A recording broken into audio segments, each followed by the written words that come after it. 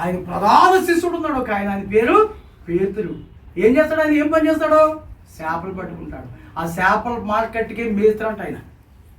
ఆడ అనుమతి లేకుండా ఏమన్నా దుకాణం పెట్టాడు అనుకో, లేచిపోతాడు అది పొద్దుని.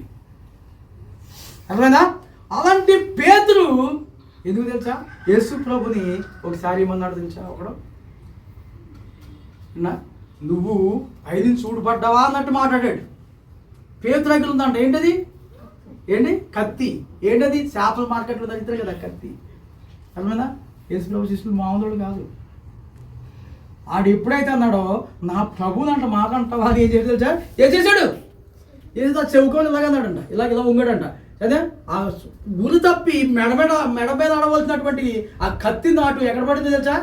చెవి తెగిపోయింది చెప్ప.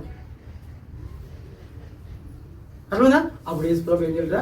ఆ చెవి ముక్క తీసుకుని అదే కత్తి పట్టుకుని వాడి కత్తితోనే అంతమైపోతాడు అని చెప్పి చెవి బతికించాడు. దేవుని స్తోత్రం కలుగును గాక. నీకు అర్థం కావట్లేదు ఎంత కరుణామయుడు నా ప్రభు. కత్తిని ఇడిచిపెట్టండి, కఠినాత్మని ఇడిచిపెట్టండి, మీ కఠిన హృదయాన్ని మార్పు చేసుకోండి. సంవత్సరం మారిపోయింది,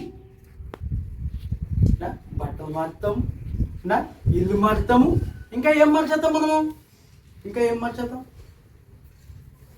ఏంటిది? సెల్ ఫోన్ కూడా మార్చేస్తాం. అసలు అప్పు చేసి పప్పు కూడా తినే కంటే గింజన్నం తిని బతికితే పడ్డావు. అప్పు చేసిన వాళ్ళకి తెలుస్తుంది కథ ఏంటో. అప్పు చేసావంటే నువ్వు ఉరి తగిలించుకున్నట్టే. ఏంటది? ఉరితాడు తగిలించుకున్నట్టే మెడకే. అడి కట్మాన ఉరితాడు తగిలించుకుంది చాలు, అప్పుడు చచ్చిపోతాడు. వీడు చావడం ఏంటంటే అప్పుడప్పుడు పీక్ కిలో లాగుతూ ఉంటాడు. అమ్మే అనాలి కదా. అవునే కదా అమ్మ వేసుకుందాం మనకి పేనలో తిరిగిందాక చచ్చిపోతాడు కదా.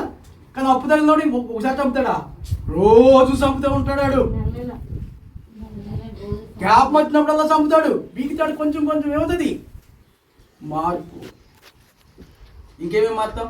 బట్టలు మారుతాం, సెల్ల మారుతాం, ఇల్లు గోడలు మారుతాం, ఇల్లు కూడా మారిపోతాం. మనం మారుతున్నామా? మళ్ళా మార్పు ఉందా? సంవత్సరాలు మారిపోతున్నాయి. అవునా కదా? బట్టలు మారితే బతుకు మారుతుందా?